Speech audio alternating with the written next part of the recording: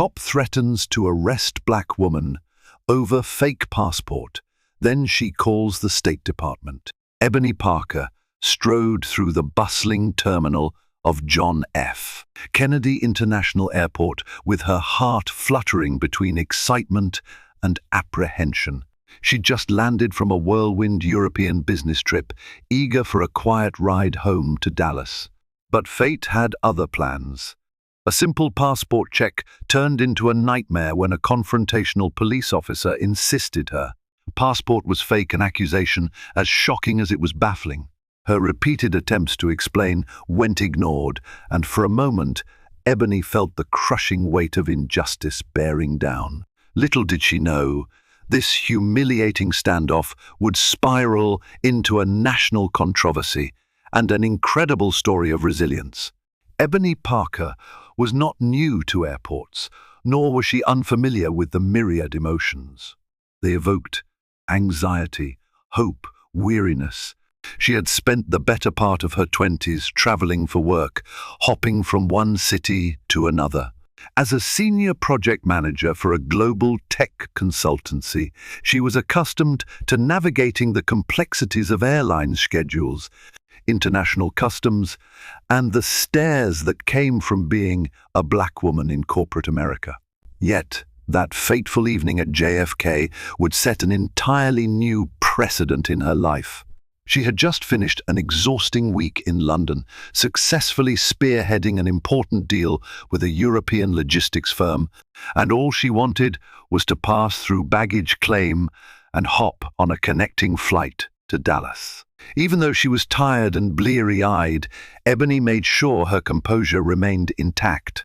She wasn't just representing herself, she was representing the entire firm. As she walked through the immigration checkpoints, her mind drifted to the celebratory dinner she had planned with her best friends, maybe a little wine, a hearty laugh, and plenty of sleep.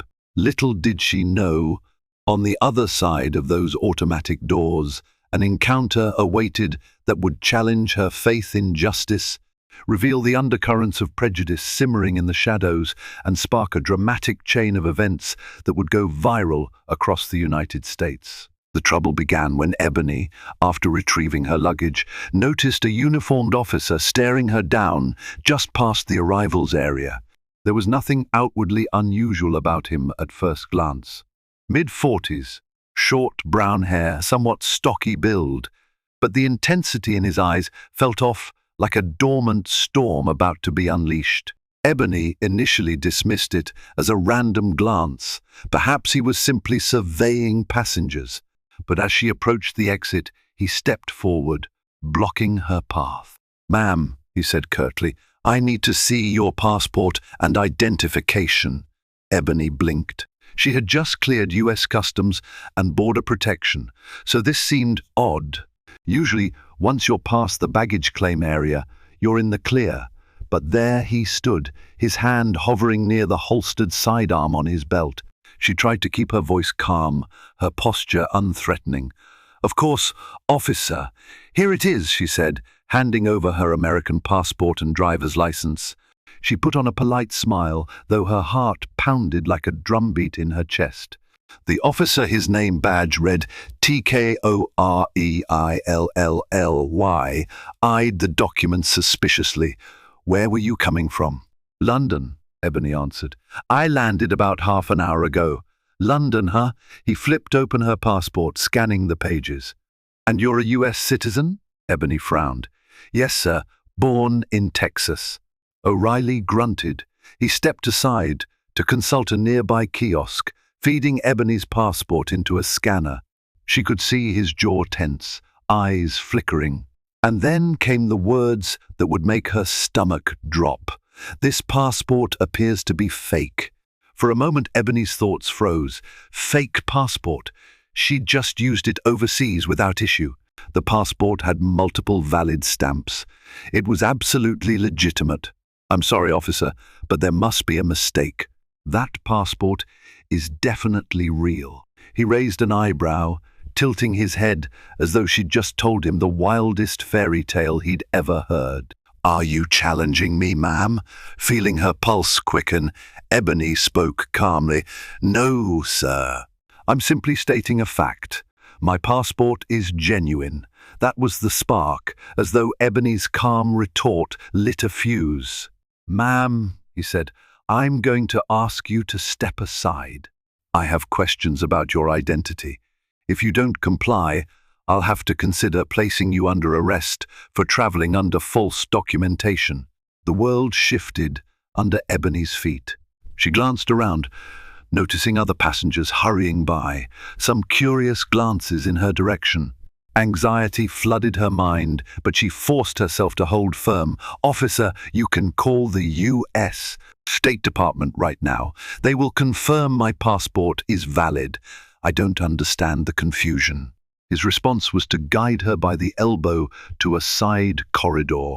It wasn't exactly gentle, and Ebony's adrenaline spiked, but she allowed him to lead her away. She knew better than to make any sudden moves around a cop who seemed ready to escalate. In the fluorescent-lit hallway, Ebony's eyes flicked to the overhead security cameras. At least, it was all on tape.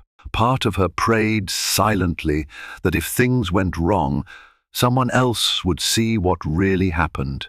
And deep inside, an uneasy thought formed. Is he doing this because of my skin color? TK. O'Reilly's voice echoed off the bare walls. He was barking questions at her as though she were a hardened criminal rather than a tired business traveler. "So, Ebony Parker, if that's your real name, how did you come into possession of this passport?" Her mouth went dry. "I applied for it at the Dallas Passport Agency. It's my second passport since I turned 18. You can check the renewal records." He dismissed her statement with a wave of his hand. "We'll see about that. For now, I need you to stand there. Keep your hands visible. I don't want any trouble." "Trouble?" Ebony repeated softly. "I just want to go home." Her attempt to stay calm was tested to its limit. She'd never seen such blatant hostility from an officer over something as routine as verifying a passport. Sure, it wasn't unheard of. There were plenty of horror stories about prejudice.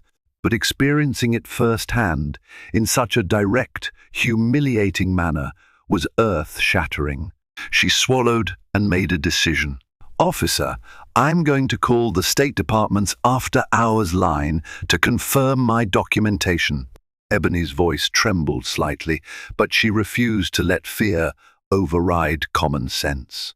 The government had a dedicated hotline for passport emergencies, and travelers were often told to reach out if faced with suspicious or unlawful detention abroad. That this was happening in her own country felt surreal. O'Reilly narrowed his eyes. "You'll do no such thing until I complete my check. Now, put the phone down, or I'll consider it resisting." It was a direct threat. Ebony's cheeks burned with indignation. She complied, placing her phone on a nearby table, but not before unlocking it discreetly and tapping a quick message to her attorney friend Carmen. The text was short. "Trouble at JFK. Cop says passport fake. Help." She had no idea if Carmen would respond immediately. It was well past 10 p.m., but Ebony had to try. This was beyond normal, and she suspected it could spiral further. As Ebony stood there, arms stiff at her sides, her mind lurched to the stories her grandmother used to tell. Stories of the civil rights movement, about how her grandparents marched in Selma, how they'd endured demeaning encounters with authority figures simply because they were black. Back then, Ebony had listened, half thinking those days were relegated to a darker chapter of American history. Yet here she was, in 2025, feeling the same oppressive sense of being singled out. She'd worked her entire life to rise above prejudice, to earn her education, her position, her financial security, only to be questioned and nearly handcuffed over a valid passport. Anger and sadness churned inside her. She could almost feel her grandmother's guiding spirit telling her, "Hold your head up, Ebony. Don't give him an excuse to hurt you." Officer O'Reilly stepped out to talk with someone on his radio, leaving Ebony alone with her thoughts in that chilly corridor. She glanced at her phone, still on the table. No messages yet from Carmen. Ebony wondered if she should risk calling the State Department anyway. Something told her the situation was too volatile. A wrong move could lead to her being pinned to the ground, or worse. Her eyes began to sting from the fluorescent lighting and from the tears she refused to let fall. She forced herself to recall the week in London, the success she'd had. She was a confident, accomplished woman, and she wasn't going to let one bigoted cop strip her of her dignity. But the next few moments would decide how this entire scenario unfolded. Moments later, a new figure appeared in the corridor. He wore a crisp navy suit instead of a uniform and introduced himself as Michael Rivers, the terminal's security manager. He nodded politely to Ebony before addressing O'Reilly. "I was told there's an issue. This woman is using a fake passport," O'Reilly stated gruffly, "and I intend to place her under arrest for fraudulent documentation." Rivers furrowed his brow. "May I see the passport?" O'Reilly handed it over, still glaring at Ebony as if she were a suspect in a bank heist. Rivers studied the booklet, flipping through the stamps. He paused at the biometric page. Ebony's photo was there, her name, her birth date. The official microprint she knew was genuine. Rivers tapped on his phone, likely checking with the internal verification system that the airport used for suspicious documents. Ebony watched him anxiously, hoping that common sense would prevail. Finally, Rivers looked up. "Officer O'Reilly, the system shows this passport number is valid. Issued in Dallas, renewed 3 years ago." O'Reilly's face hardened, a flush creeping up his neck. "That can't be right. My scanner flagged it as counterfeit." Rivers kept his voice measured. "Well, the main system doesn't indicate that. There might be a glitch with your device. We should follow standard procedure and let Miss Parker verify her identity with the proper channels." A spark of relief ignited in Ebony's chest, but O'Reilly wasn't backing down. "I'm not letting her go without a thorough investigation. She could have tampered with the system or be part of some bigger operation." "That's enough," Rivers said firmly, though respectfully, glancing at Ebony with a hint of sympathy. "Ma'am, would you feel more comfortable if we called the State Department to confirm your passport?" "Yes, please," Ebony said, exhaling a breath she felt like she'd been holding for half an hour.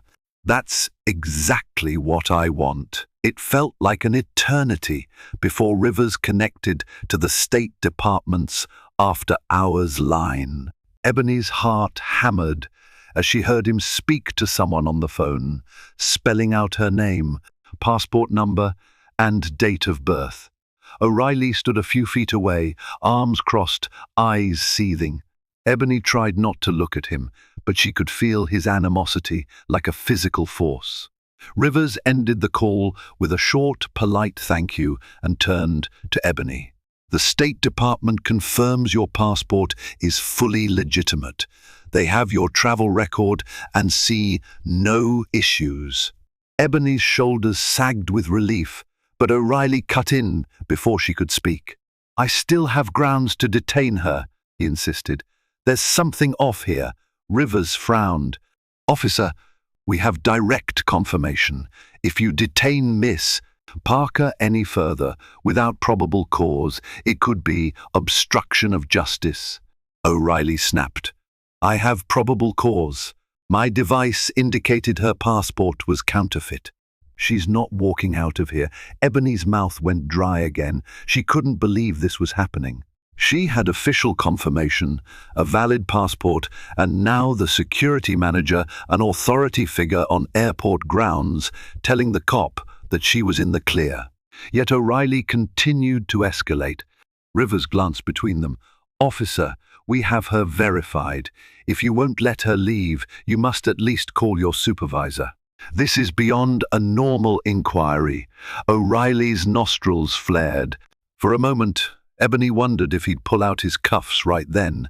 Instead, he grunted, "Fine," and walked away, presumably to call his commanding officer. The corridor fell silent except for Ebony's shallow breathing. Rivers turned to her, voice gentle. "I'm sorry you're going through this, Miss Parker. We're trying to clear this up as quickly as possible." Ebony nodded, unable to summon words. She was thankful for Rivers's professionalism, but she also realized that if O'Reilly had been left unchecked, she might be behind bars or on the floor in cuffs by now. The thought sent a chill coursing through her veins. While O'Reilly was out of earshot, Rivers confided, "Sometimes the scanners glitch. They're not perfect, but let's be honest, there's more to this. I've seen some officers act on bias rather than protocol." He paused, choosing his words carefully. "I can't say for sure that's what's happening here, but I wouldn't rule it out." Ebony swallowed. She appreciated his honesty. "Thank you. I just want to go home." Rivers nodded. Let's hope his supervisor sets this straight. However, something else was about to thrust the situation into an entirely new light. One of Ebony's co-workers, a fellow traveler named Anthony Morales, happened to be in the terminal at the same time. Unbeknownst to Ebony, Anthony had spotted her being led away by an officer. Sensing trouble, he began recording from a distance. Anthony was both outraged and concerned for his friend, so he captured the entire exchange on his phone. By the time Ebony's identity was confirmed by the State Department, Anthony's video had already hit social media platforms, Twitter, TikTok, Instagram. People in the terminal also took notice of the confrontation, and rumors spread like wildfire.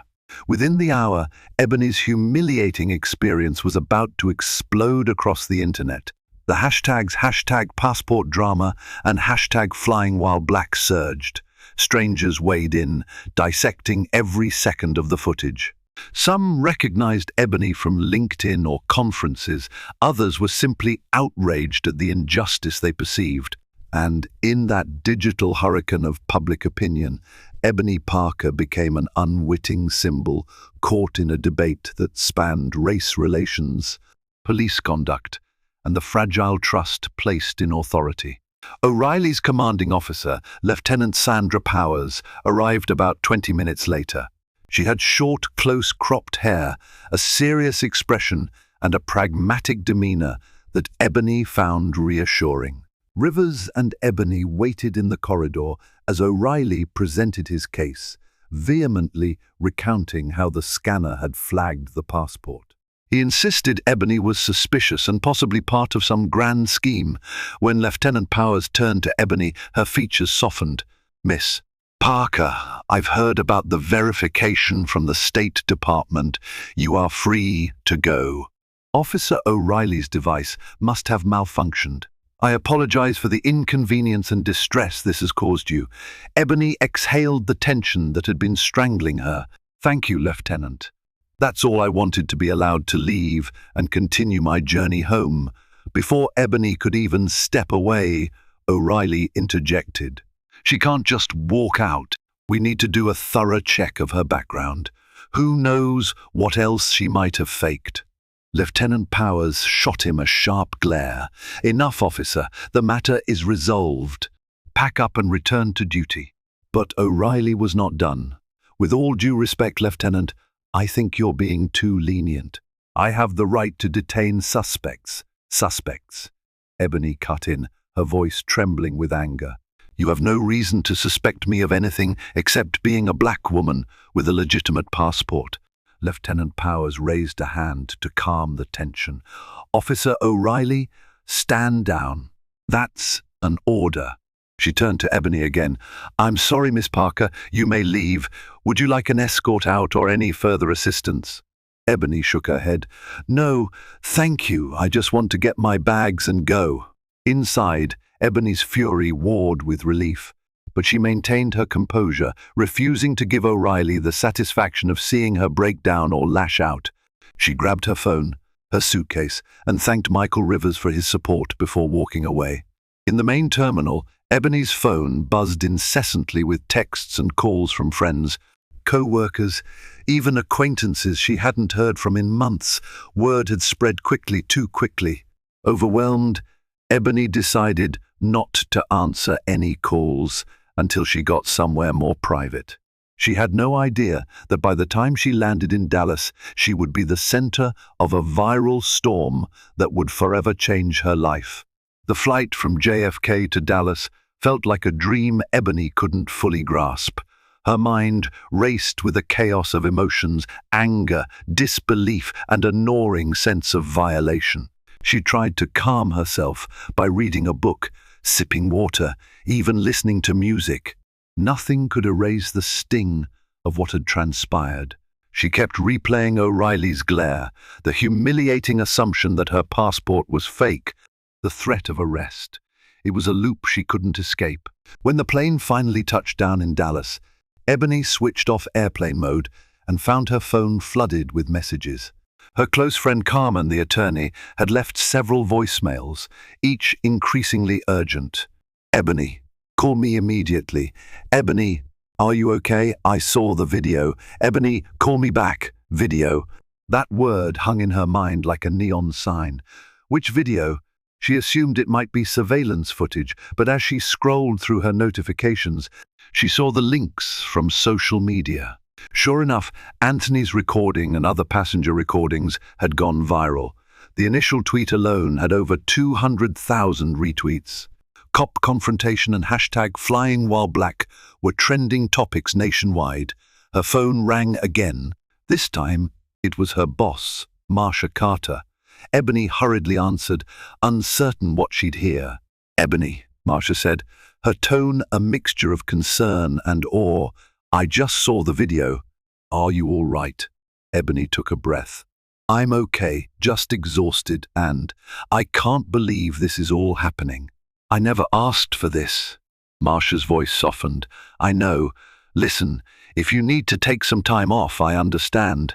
But be aware, some news outlets have already reached out to HR about you. They want your story. Ebony's stomach knotted.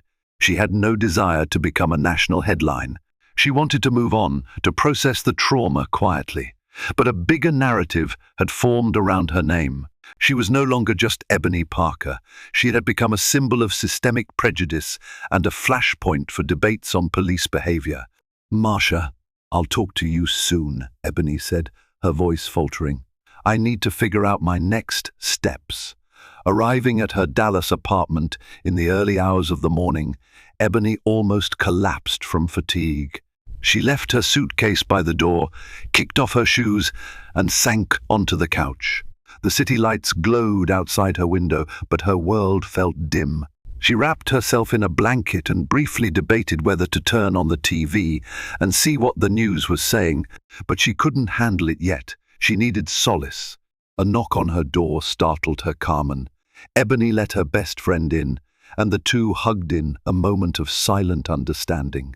I'm so sorry, Eb, Carmen whispered. I saw the video. It's horrible. But now everyone's talking about it. Carmen was tall, with a commanding presence that made her an excellent attorney. She pulled out her phone. There are reporters already contacting me, wanting statements.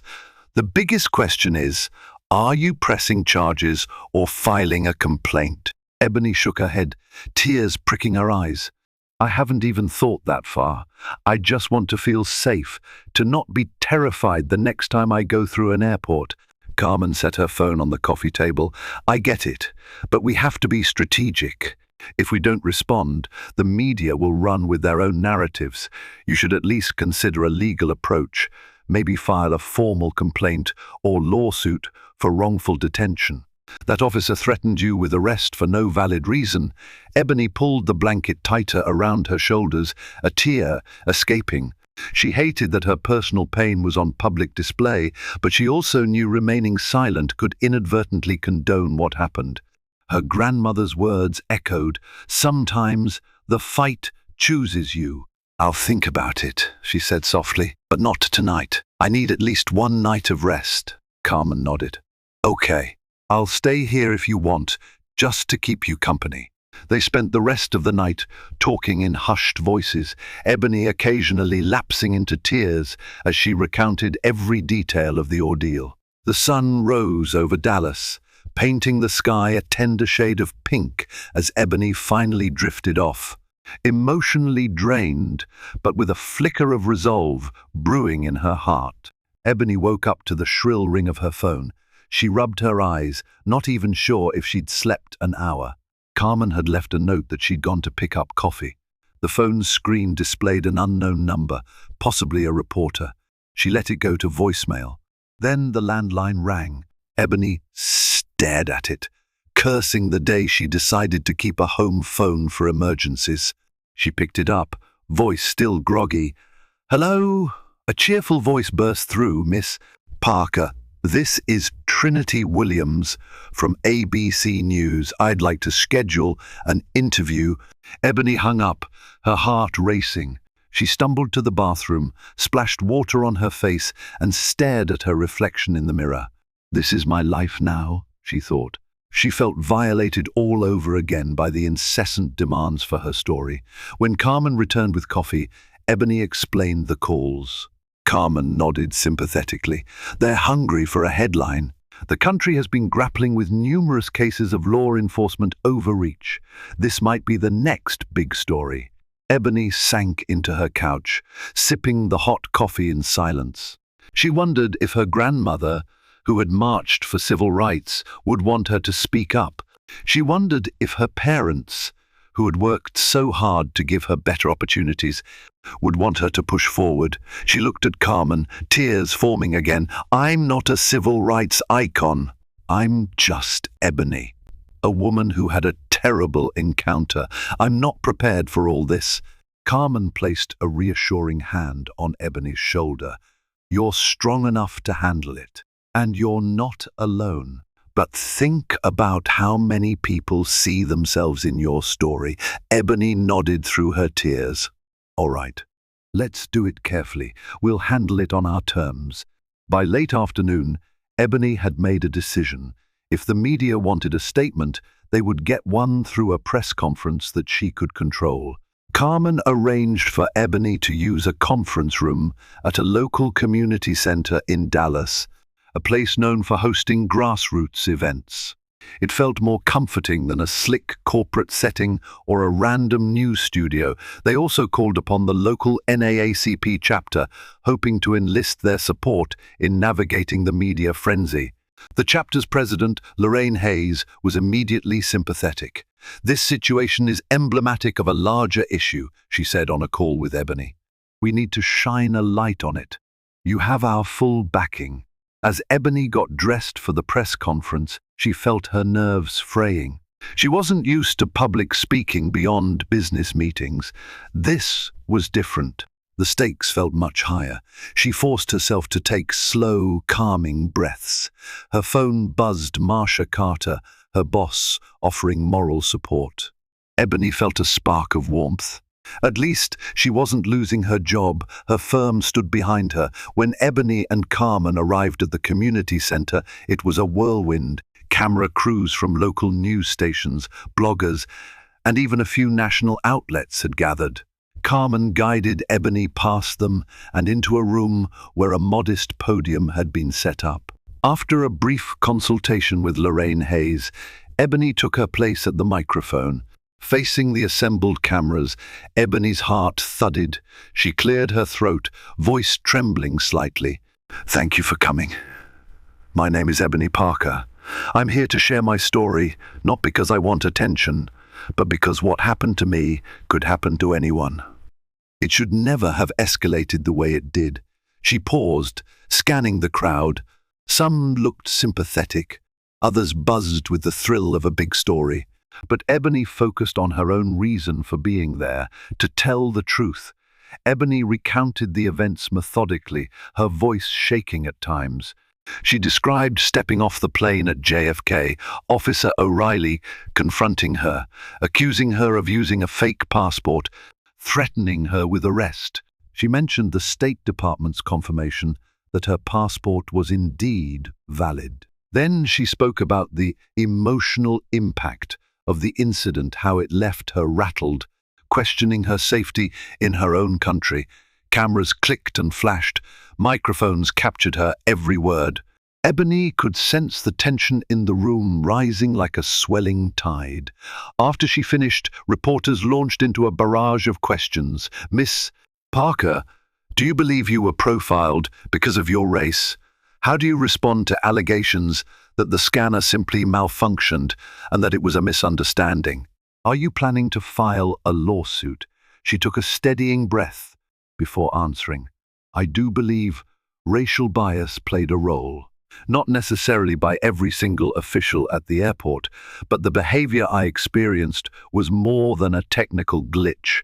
It was aggressive, demeaning, and persistent, despite clear evidence of my innocence." She continued, "As for legal action, I'm consulting with my attorney. Right now, I want accountability from Officer O'Reilly and from the authorities that allowed this situation to escalate. I want a formal review of what went wrong." She felt a strange sense of empowerment, even as her voice quivered. The press conference felt like an explosion of emotional release. She was no longer cowering in a corridor at JFK.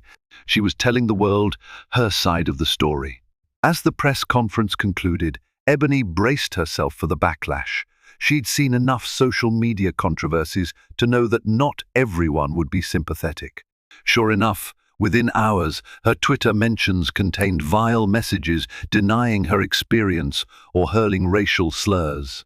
She tried not to read them, but curiosity got the better of her, and the vitriol left her trembling with a mixture of rage and sadness. However, there was an outpouring of support, too, from communities of color, from activists, even from strangers who had no direct involvement but felt outraged on her behalf. People offered words of encouragement, personal stories of similar encounters, and unwavering solidarity. Some even set up a legal fund in case she needed resources to pursue a lawsuit. Ebony was stunned. It was like the entire nation was talking about her. She found it surreal and at times overwhelming. Carmen stayed by her side, offering moral support, handling some of the calls. Ebony's workplace also issued a public statement denouncing any form of racial profiling and stood in solidarity with her. That eased her anxiety somewhat, knowing her career wasn't threatened by this controversy. Yet, in the midst of this clamor, Ebony tried to guard her mental health. She hired a crisis PR consultant to help manage the requests and filter hateful messages.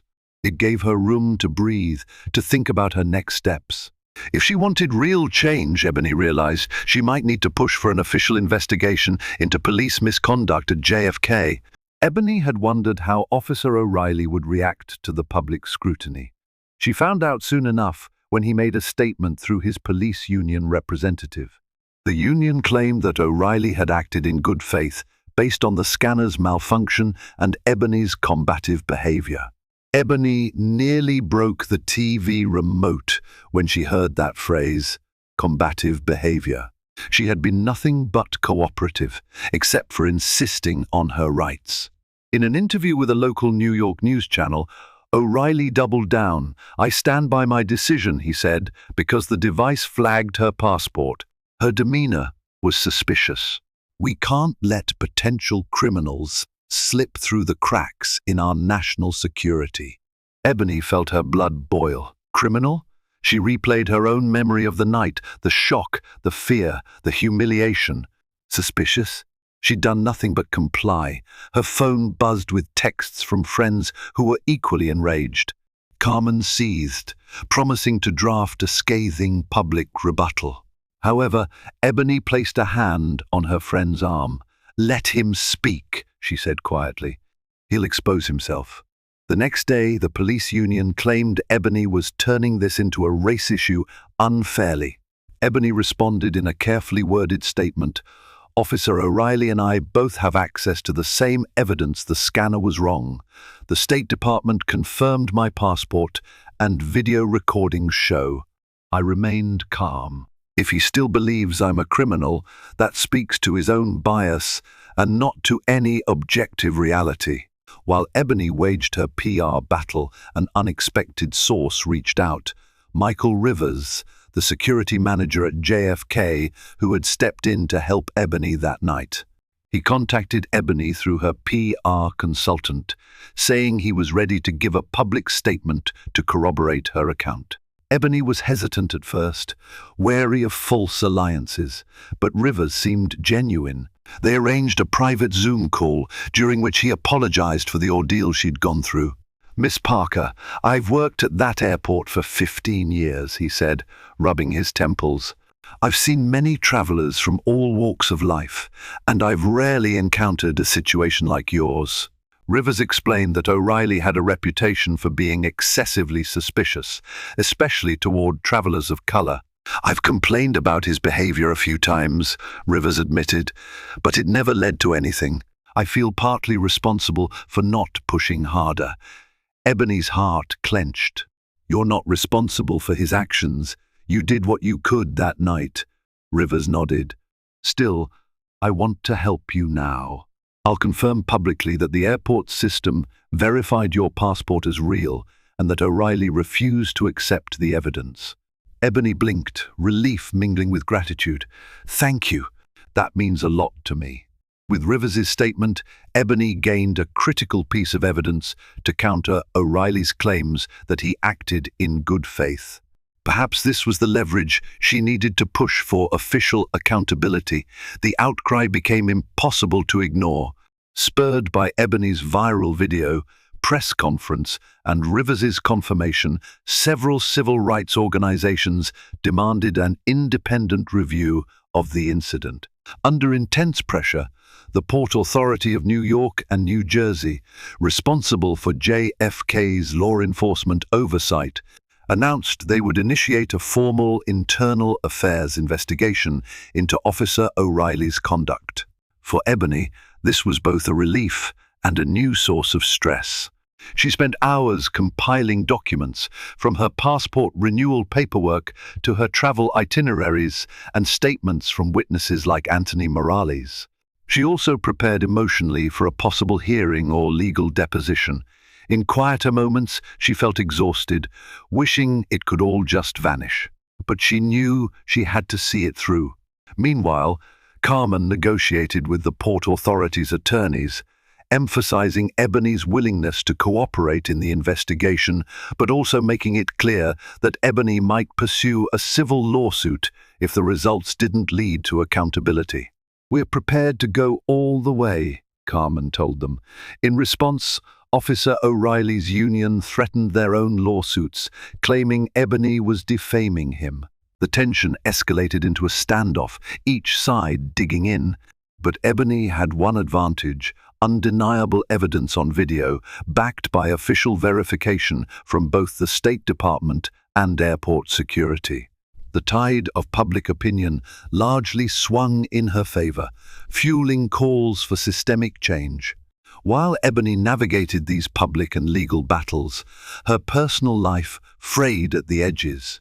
She was constantly on her phone or laptop, responding to messages, scheduling interviews, talking to lawyers. She hadn't seen her parents in weeks, even though they lived barely an hour away. She skipped social events, too drained to pretend she was fine. Nightmares plagued her sleep. In them, she'd be cornered in the same airport corridor, only this time she had no voice, no passport, no ally. She'd wake up shaking, drenched in cold sweat. Carmen tried to help by encouraging Ebony to see a therapist. At first, Ebony resisted. She prided herself on her strength and independence. But the flashbacks, the sudden spikes of anxiety whenever she passed a police car, convinced her that she needed professional guidance to cope. The therapist helped her understand that she was experiencing a form of trauma. Ebony found it ironic that all of this stemmed from a trip she'd taken for her career, something that was supposed to symbolize her success. Now, she couldn't even walk through an airport without her heart pounding. Despite the stress, she clung to the sense of purpose that had emerged. If her story could spark a meaningful conversation about racial profiling and police overreach, then maybe her suffering wouldn't be in vain. Months later, Ebony found herself back in New York. The Port Authority's Internal Affairs Department had convened a formal hearing to investigate Officer O'Reilly. Ebony, Carmen, and Michael Rivers were all present. The panel consisted of 3 high-ranking officials tasked with reviewing evidence and testimony. Sitting in the hearing room, Ebony felt that familiar dread creep over her. The fluorescent lights, the official nameplates on the long table, the hush of anticipation, it all reminded her of that corridor at JFK. But this time, she wasn't alone. She had Carmen by her side, and she had the truth. One by one, they testified. Ebony recounted the incident calmly and clearly, resisting the urge to let her voice tremble.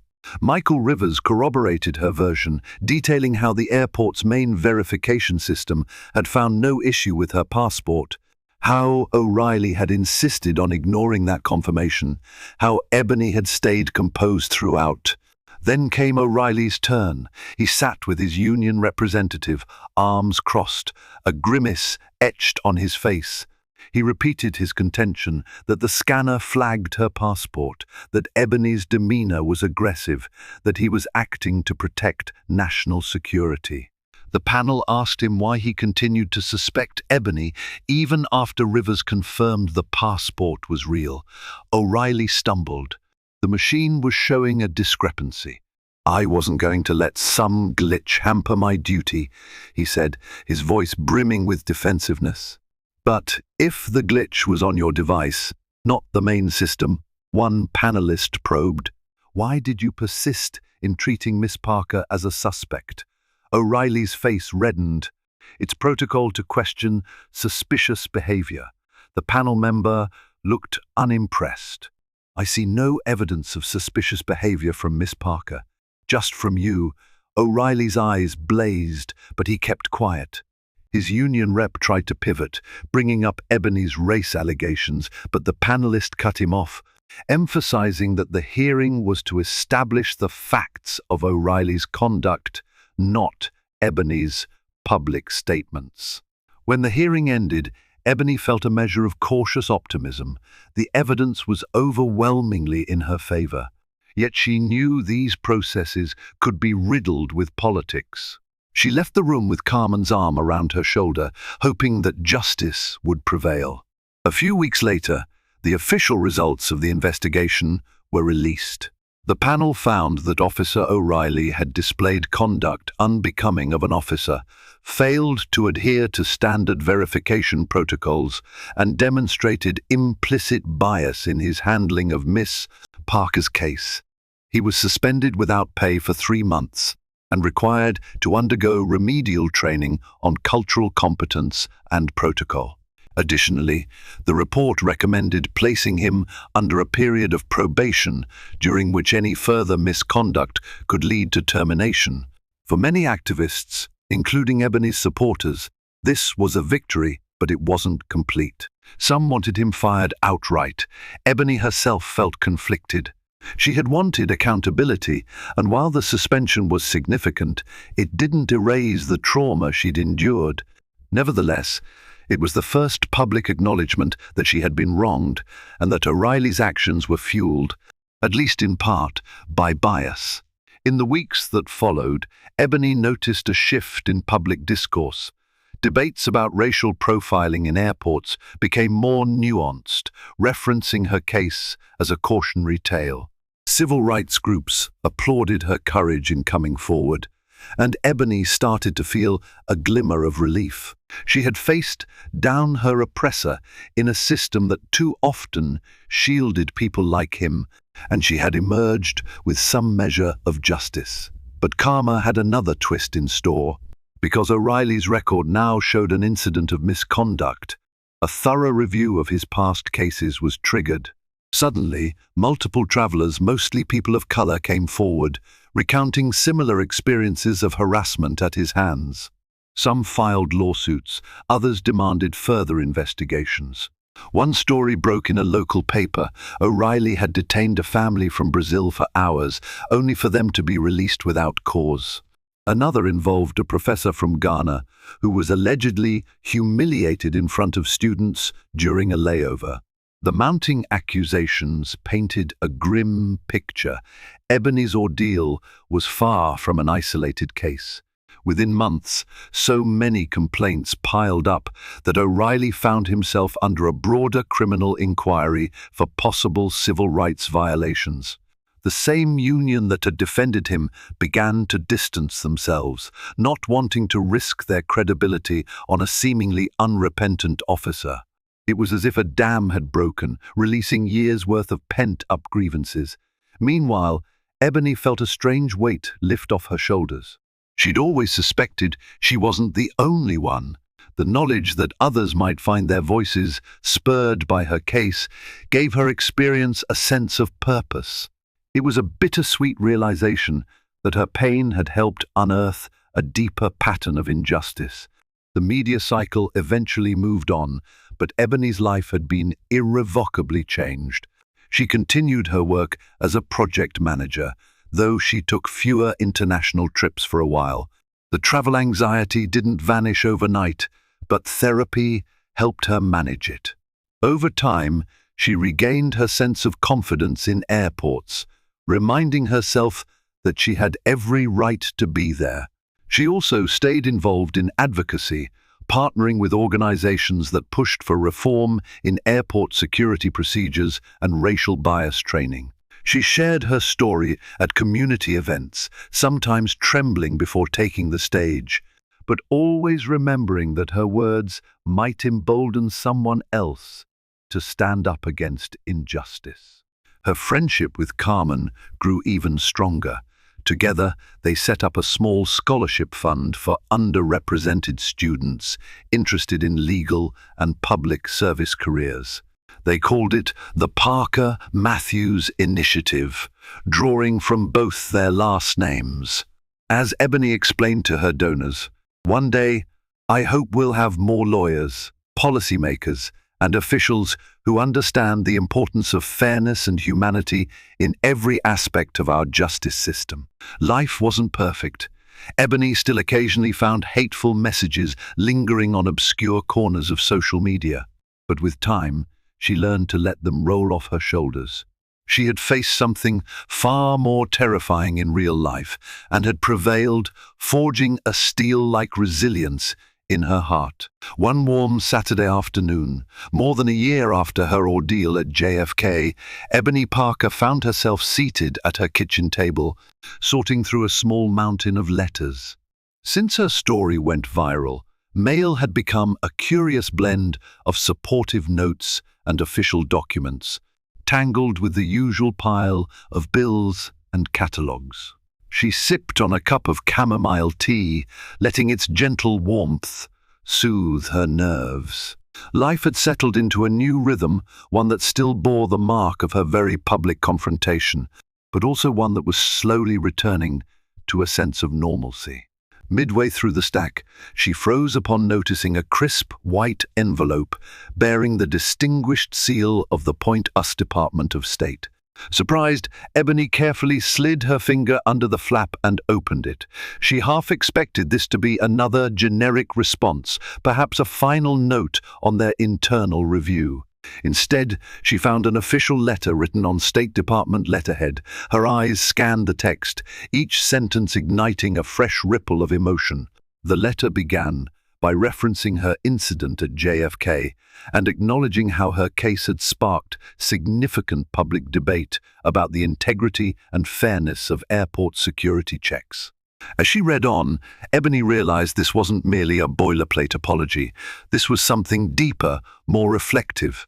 It noted that her experience, painful though it was, had led to tangible changes within various agencies, from the Port Authority to the Department of Homeland Security. Mandatory training sessions on racial bias and proper protocol had been updated, and several airports had overhauled their verification technology to reduce device malfunctions. A lump formed in her throat as the letter continued, commending Ebony for her perseverance in upholding her constitutional rights and highlighting that her willingness to speak up under immense pressure had helped protect countless future travelers.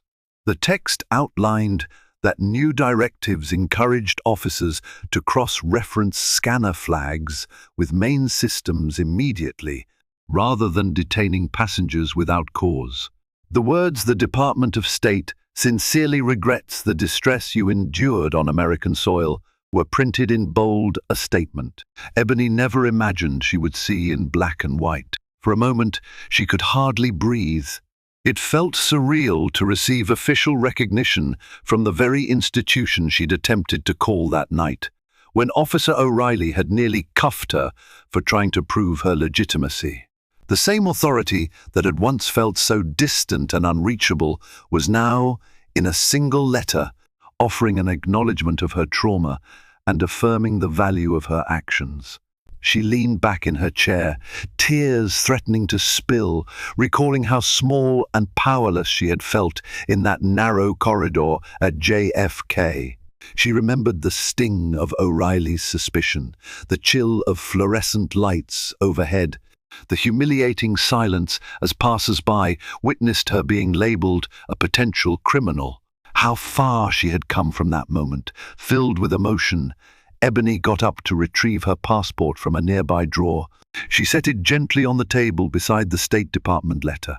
The passport, a simple booklet of paper and ink that had once been the focal point of her most terrifying experience, looked the same as ever.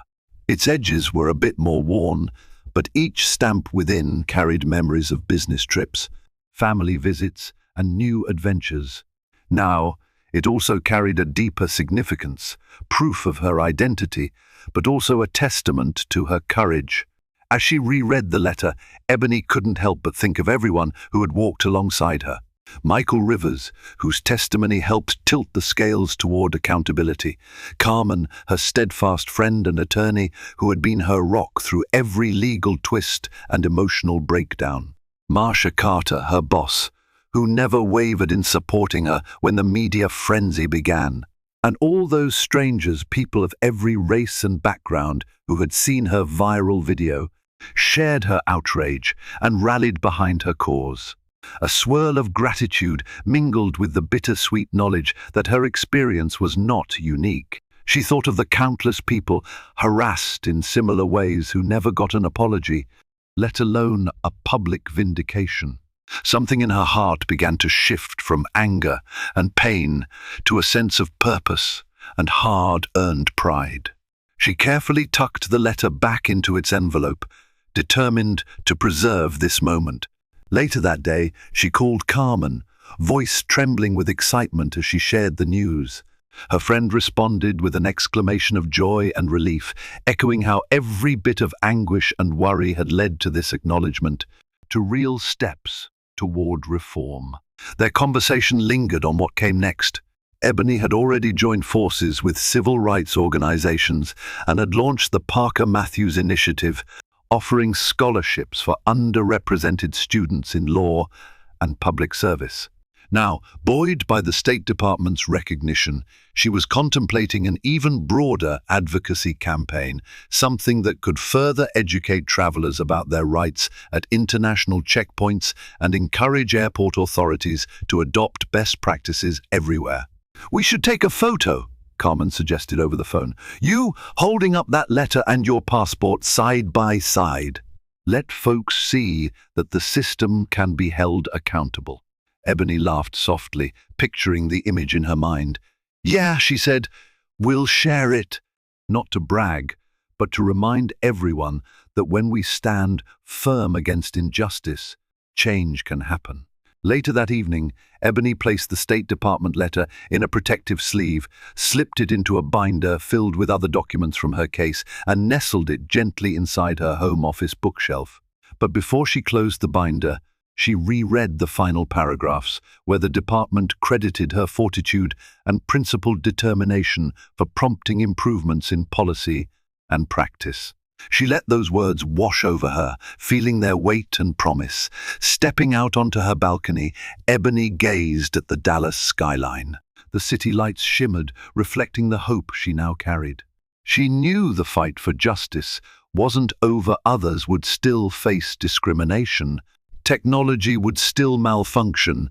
Biases wouldn't simply vanish overnight. But in her own corner of the world, she had made a difference.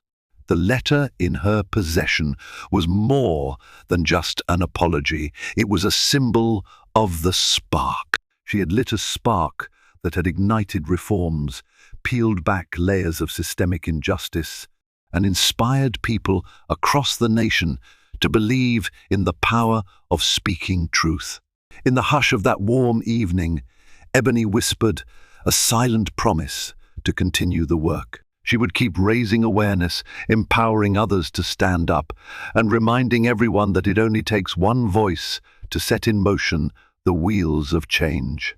As the glow of the city lights danced in her eyes, she clutched her passport close to her chest, reflecting on the incredible journey she had taken from a frightening airport corridor to a triumphant letter validating her place in a system that had once tried to erase her. It wasn't an end, but a new beginning, filled with the promise of fairer skies for all who dared to travel. Ebony Parker's journey from a routine flight to the center of a national debate reminds us that courage can arise from the darkest corners of fear.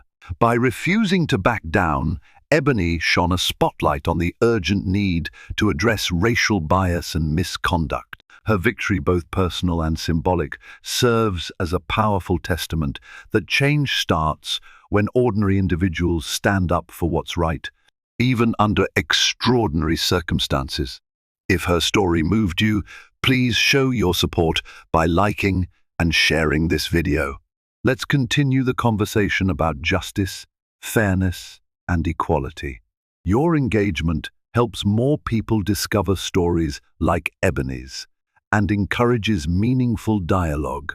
And don't forget to subscribe to this channel for more in-depth narratives that illuminate the human spirit and spark transformative discussions.